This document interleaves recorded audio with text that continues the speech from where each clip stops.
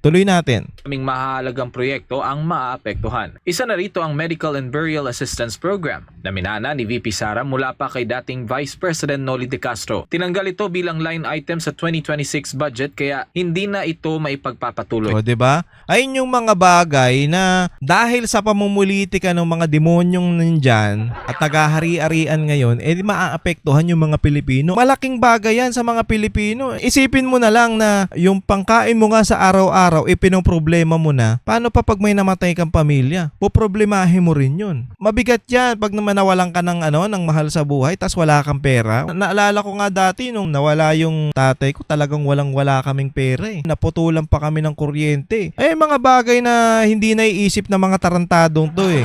Kasi pag namatay sila, wala silang kaproblema kasi marami silang pera eh. Tayong mga mahihirap. Problema yan. Problema na nga natin pangkain araw-araw. Yung pagkamatay pa,